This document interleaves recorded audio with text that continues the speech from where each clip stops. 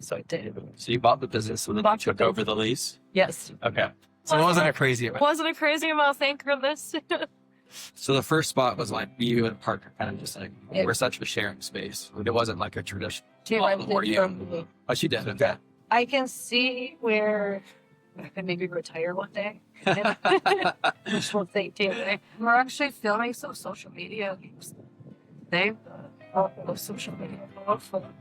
Why don't they do? So my name is Courtney, and I have Capelli Salon in the Waialua Shopping Center, and we have a sister location in Haleiwa called the Loft Capelli Salon. I call it the Excel. Everybody calls it the Excel building, so that's how we identify it. Great. So I think we'll just go back to your origin story. So curious of like where you grew up. Did you were you always working in this industry, or interesting like what's on your really jobs? So I'm from Adams, Massachusetts, and I kind of always played with my hair when I was growing up, teenager, crazy hair science stuff. And then, let's see, I was a foster child, so you got the opportunity to kind of get like college opportunities and stuff after. And I didn't really want to go to college, so I went to trade school, did hair. I didn't want to do hair, so I ended up doing makeup, special effects, and moved to Florida like 2003. Did movie makeup and stuff, and ended up in Hawaii, the movie industry, and makeup and stuff too after that. So did you get put on like a certain assignment and move out here, or how did that? No, I did what most people do sometimes, typical story. Met a guy, moved here. Didn't work out. Found out I was the second girlfriend, but ironically, I met my husband like when I first moved here. Oh, wow. Didn't realize that until soon after. Yeah, so I started working at Stordos. Decided to kind of get my hair license over into Hawaii. So I practiced at a local salon as well. And then started being an employee hairdresser there in 2013. Okay. That was solid. Salon in Washington, yeah. Okay. She helped me get my license in Hawaii. And that's kind of how it all started, doing the hair more like long term. Mm-hmm. And then we became booth renters. You could be an employee or booth renter. So I was pushed to be a booth renter, and that was kind of Yeah, explain that model. So I worked at Square for a couple of years, so I had a lot of clients who were salon owners. independent. Yeah, where? Yeah. Okay, so you're in charge of your own business. You pay your own hours. You have to build your own clientele, kind of pay your own taxes. I have to figure it all out on your own. They don't really teach you that in school. Then So you're a 1099 employee, or are you just like basically leasing the space? you were leasing, you paid booth rent. We were lucky though because it was really busy in Haleiwa, so we got really busy because her space. You kind of build fast in that regard. Mm-hmm. I wanted to see what else was out there though, so I ended up moving to it first with a hairdresser that I had met along the way. She had opened a salon, so I worked in Mililani for a few years. Back to employee, so continued education. You got when you're an employee for the salon. Was easier to learn more stuff that way, grow. But COVID changed all that because most of the platforms were online. That made stuff easier. So that's when I came back to the North Shore and worked in another salon in the Excel building, actually. Became a booth renter there. And so it really took off, growing my own personal business. Knew a lot of people in the area. The kids in school, people. So the whole time you're living in North Shore. Yeah, the whole time living on the North Shore. So I guess the pros of being a booth renter is that I'm sure there's more upside on how you split how much money you take home, but Yeah, probably just have less guidance. less guidance, more control, kind of fumble as you go, figure it out.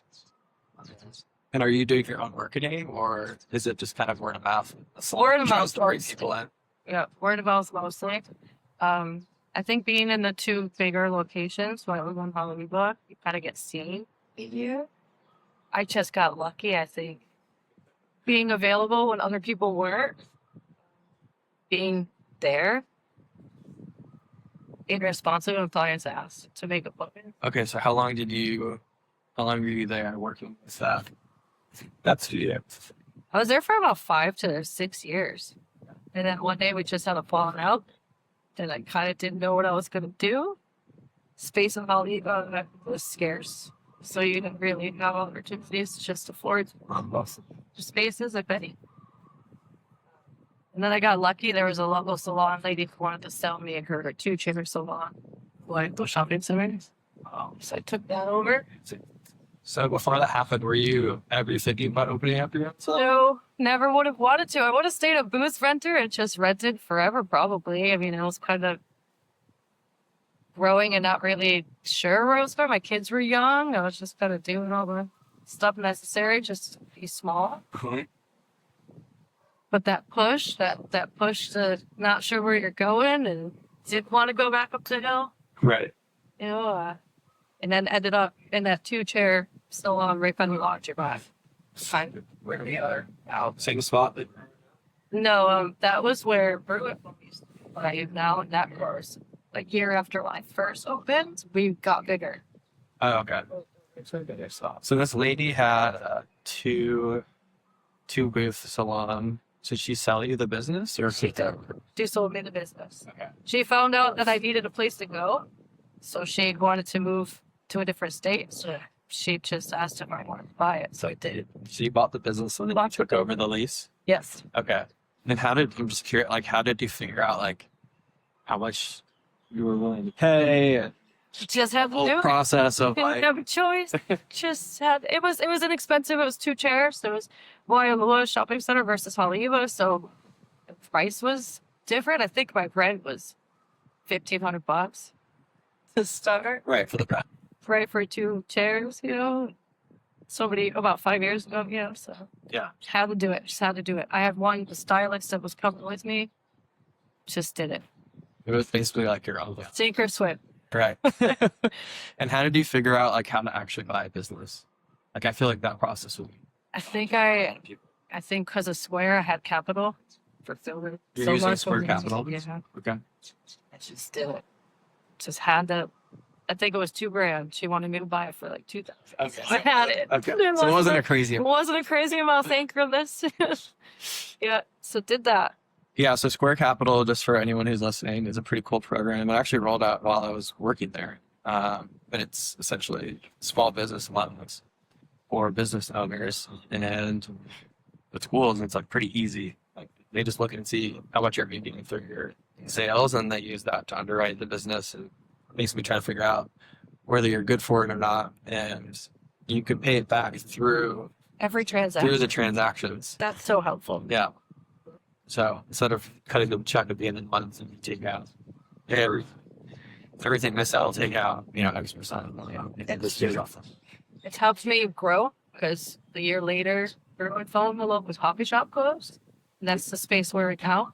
So when that opportunity came up, which wasn't planned, Square Capital got me to it. Wow. Because right at that moment, I had the money to help. And a very loyal client offered to help build it. Oh, amazing. Yeah. So he built it for me and took a little bit longer than expected. Naturally. So he was like the contractor to the build out? Yeah. Okay. Journeyman. So he did all of it for me for a good price. So helped me handle it. Like, I wasn't even expecting to do it. I wasn't sure I was going to do it. We needed the space because we were already squeezed ourselves out. This little spot. We didn't just might as well try. So you had 2 seats, and then when you got the opportunity to take over Bruin Phone, how many chairs was that? 4. 4. I mean, 4. And did you already have, like, hairdressers lined up, or were you just... I had some friends that wanted to come work. It's stuff that I didn't really have space for in the 2-chair salon. So when the opportunity came to get bigger, I figured, why not try? And people are asking. Mhm. And then I was doubling up. So 2 chairs I use. That's what I was going to ask you. So when you first had the 2 chairs, was one of those yours, or were you cutting hair? Yes. I worked behind the chair the whole time. I got lucky, and a stylist from the Excel salon wants to come with me. So she and I cut the first ones together. Okay. And then when we got bigger, she came with me, and then we added more renters to Okay. the team. I So- used 2 chairs and I had 2. So the first spot was like you and partner kind of just like Yeah. were essentially sharing space. It wasn't like a traditional She spot where rented you- from me. Oh, she did. Okay. Yeah. And how did you structure that? Just like a flat rent? Yep, she was a booth renter, same as like I started, except I gave her a space and she rented like that. She supplied all of her own things and built her clientele. She and I worked well together. So I'm assuming you were already like somewhat comfortable in that first space to want to move on and take on more. Yeah, it was like a risk, but it wasn't like super unexpected. The next level of what you would do as a booth renter if you wanted to. Kind of was forced. I don't know if I would have chosen, but I'm glad I did. For where we are now, I would have ever chose or decided. That's kind of level. You from the tree. Right. So when you expanded to 4, yeah, I guess what did that opening look like? Like, did you just have 4 right away? And be able to fill seats? So that was actually really tough. Booth renters are hard to come by. You have to find somebody who's pretty established in the industry already that wants to take the effort to supply all their own stuff. But so the one chair would come and go. People would come and go. I was learning how to be a leader. That was the hardest part too. I would do hair, but I had to do all that other stuff. But I would always try to be supportive. So then I would find employees. Employees kept asking people new to the industry. But you had to do a whole different structure. You had to do payrolls. You would have to supply all their stuff, and then you had to run a schedule. But it was getting to the point where I had so many walk-ins and referrals and clients that I was unable to take on everybody, and the booth renters were full, or they were doing their own thing. So I started doing employees and taking those empty chairs and renting to or not renting, is having employees. And are you helping them getting their licenses and all that too? Some are coming from other states and transferring and getting their licenses, yeah. And then some are out of school trying to do the junior hairstylist thing, offer an apprenticeship to somebody trying to learn. They'll start off as an as a receptionist, and then help me assist, kind of. So I'm navigating all those things too to help people grow.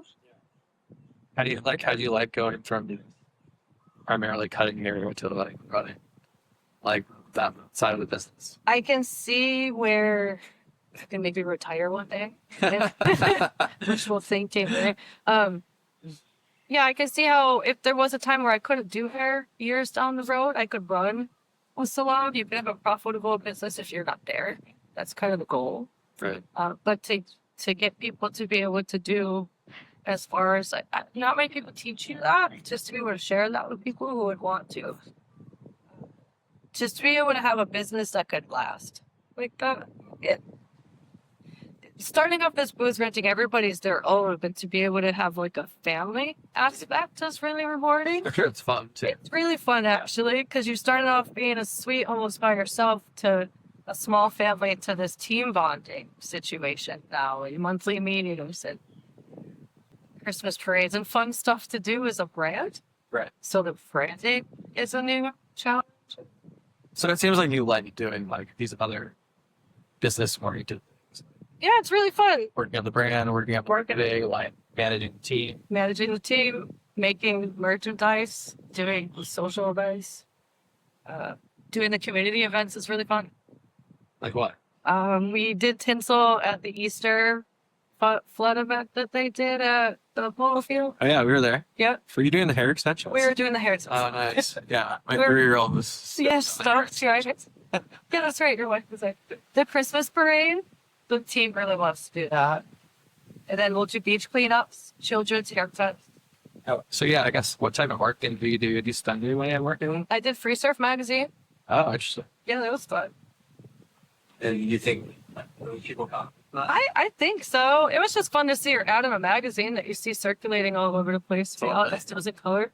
It felt really big. People are starting to see it more. Yeah. Yeah. Even though they'll still drive by and not notice the Excel one, everybody will notice the Waialua. Interesting. Well, I guess also you're applying to probably magazine there. Yeah, that reaches to a different clientele of sorts for the surf industry, the younger. types of people. Do you have any are there any other salons on the North Shore? Or are you the only one?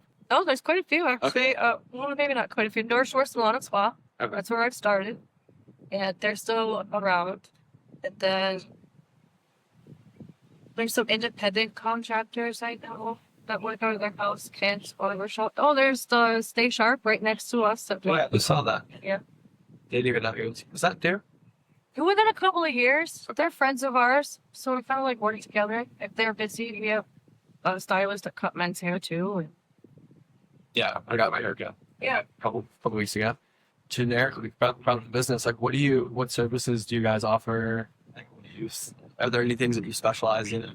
I love fashion color. We have women that do perms. Perms are coming back. Yeah. I do straight perms. Wedding styles are popular. Kids' haircuts, men's haircuts, all hair color services, smoothing treatments.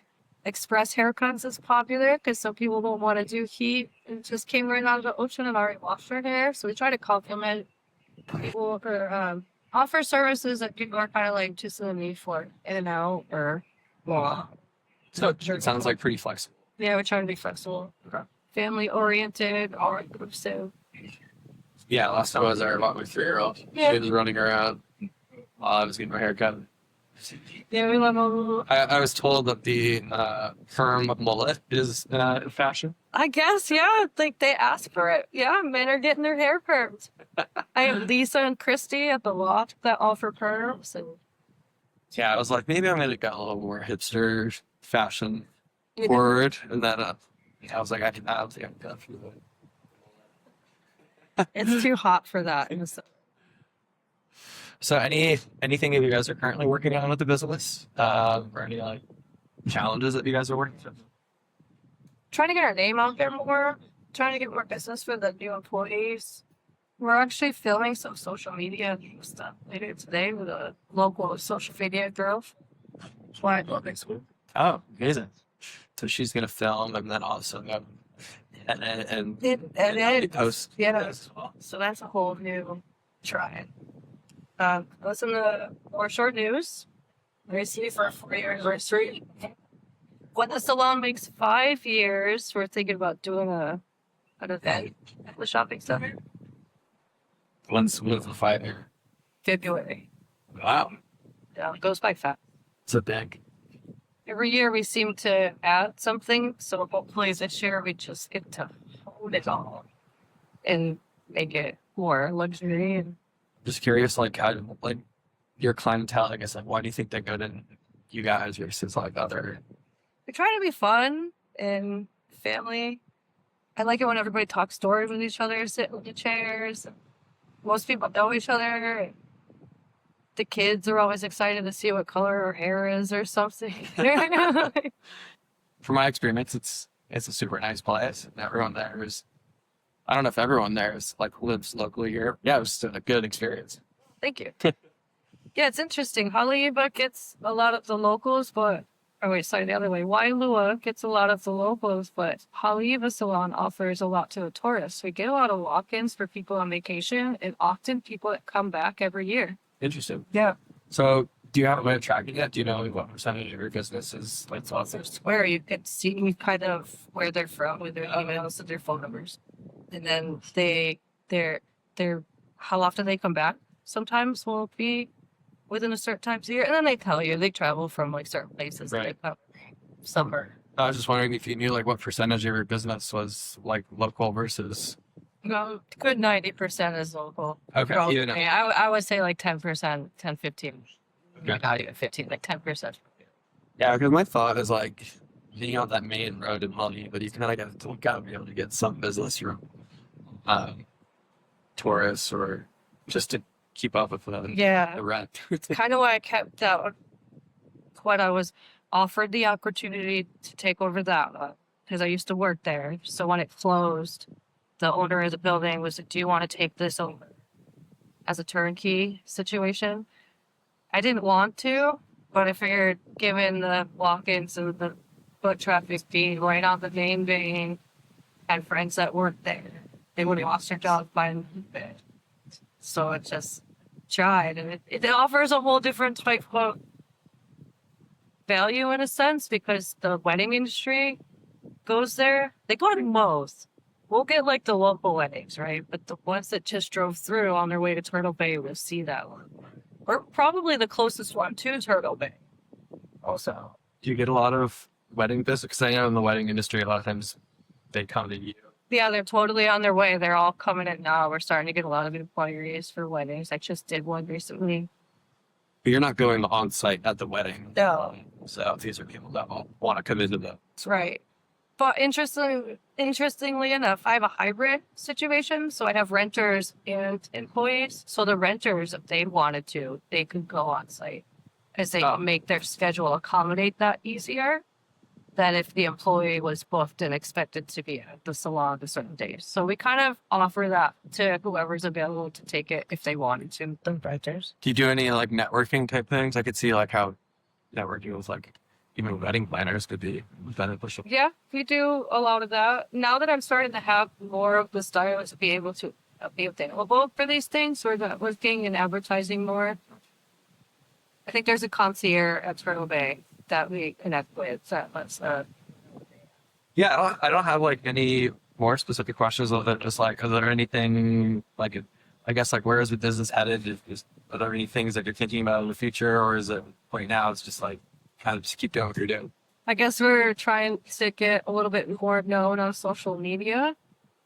We started having merchandise, so that's kind of cool. I have a new T-shirt over here. Yeah, I just made my first hat a couple weeks ago. Cool. I want to work with like bigger companies that have local products too. Yeah, think of them the brand. Like local hair products. Well, that too, but there's this cute little pouch company. I can't think of the name right now. They're bad. They're in like the small shops, Aloha something. Yeah. And one of the stylists was working at Splash. And she was like, you can collaborate with them. So maybe for the 5-year anniversary, I'll collaborate something. Well, the last podcast I did was with Sam from Field Social, which is a social media department. We did have a few social finance, so yeah, that was like all time fun. Yeah. That's why I was doing this thing too. I'm going to meet all sorts of people hopefully now. Yeah. I want to do an event soon. Like, get all the business owners in place. That'd be cool. Yeah, see, I'm starting to try to figure out how to develop those ideas, but it seems so scattered and not sure how to. It seems like there's a need for it. There, yeah. That I'm discovering. So maybe I'll be that guy. Right? Yeah, you organize it, I'll come. There we go. I'll let people know. So I normally like wrap it up with a couple of questions. The first one is just like, do you have any advice for people who are aspiring entrepreneurs? It could be North Shore specific, but it doesn't necessarily have to be. Ask a lot of people. I got a lot of help from like local business owners, like Mike, the small business lawyer, helped me put together my business as I could to make sure it was done right. And then just letting my clients know, and they were telling me suggestions like who to ask for. It's a CPA, accountant, business people, clients just telling other people we have stylists available. Just really very, just give it a try. Sometimes you just don't know what's gonna happen. I think what's interesting from hair salon is like you're meeting everyone in the neighborhood and like sitting down and having a conversation with like how I'm not. Yeah. That is actually like a unique part of the business. You get to know a lot of people's first and roll with them too. They do their kids' first haircuts, and then they'll graduate college one day, and then they'll get married and do their hair for their wedding or prom. It's kind of crazy. Yeah. Yeah, when I'm back in LA, I'll still go to like my childhood Right? hair salon. Cool. Last question I have is, are there any other local businesses that you think people should check out, or local businesses that you have heard of? Definitely. Waialua General Store and Nani's Cafe for always keeping my clients fed. And then North Shore Family Chiropractic for keeping us all in line. Is that in the same center too? That's the Excel one, yeah. Oh, okay. Yeah, they're right next door to the Loft Capelli Salon. So he helps us all out. It's like keeping us all straight. Actually seen him right before this. It's straight. Yeah, you guys are kind of hunched over a little bit. Yeah, totally. Gotta keep your body going. The Waialua General Store is kind of a little hidden gem. Yeah, totally hidden gem. They do barbecue steak plates on Wednesdays and Saturdays. They do also hoagie. Yeah. Yeah, and they've got a freezer with a lot of like really good meat. Yeah. Yep. Yeah, I think in the right place next to the post office. Oh, you're thinking of Waialua Fresh, maybe? I'm thinking about the fresh. Yeah, they're awesome too. Yeah. Okay. I There's a lot of I stuff haven't even in been the- in the general store. Yeah, the Waialua General Store is like 2 doors over from Capelli Salon. Oh, And they're known for cooking. People come all weekend for I have been there one time. Yeah. We gotta go back. cute mom and pop place, super big family. And then Donnie's Cafe too. My husband works there, so he's always looking for everybody. Oh, that's They're great. yeah, that's the thing. Their coffee, keeping us all the cafe. But Cool. I don't have any other questions. I appreciate you coming on and sharing your story. Yeah, awesome.